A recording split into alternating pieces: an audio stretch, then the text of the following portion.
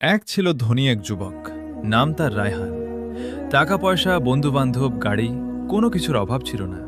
কিন্তু একটা জিনিস তার জীবনে ছিল না, সাজদা।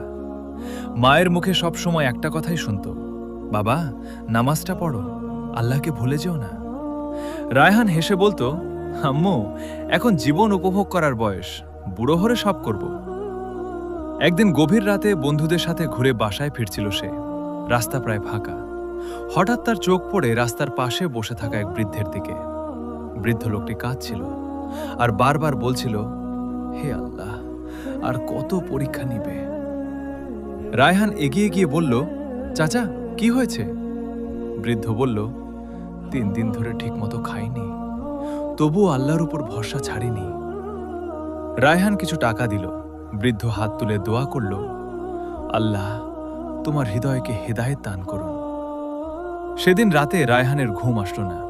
একদিকে তার বিলাসী জীবন, অন্যদিকে ক্ষুধার্ত একজন মানুষ, তবুও আল্লাহকে ভুলে যায়নি। পরদিন সকালে হঠাৎ খবর এলো, রায়হানের এক ঘনিষ্ঠ বন্ধু রাতে দুর্ঘটনায় মারা গেছে। লাশের পাশে দাঁড়িয়ে সে প্রথমবার অনুভব করল, মৃত্যু বয়স দেখে আসে না। তার বুক কেঁপে উঠল। সেদিন বহু বছর পর সে সিজদায় পড়ে কান্না করল, হে আল্লাহ, আমি অনেক দূরে চলে গিয়েছিলাম, আপনি কি আমাকে ক্ষমা করবেন?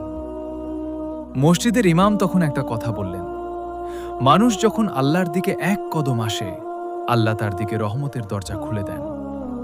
সেদিনের পর রায়হানের জীবন বদলে গেল। সে বুঝে গেল, দুনিয়ার সুখ সাময়িক, কিন্তু আল্লাহর কাছে ফিরে আসার শান্তি, সেটাই আসল সফলতা। যে ব্যক্তি আল্লাহকে ভুলে যায়, সে দুনিয়া পেয়ে দুনিয়া পায়, কিন্তু শান্তি পায় না।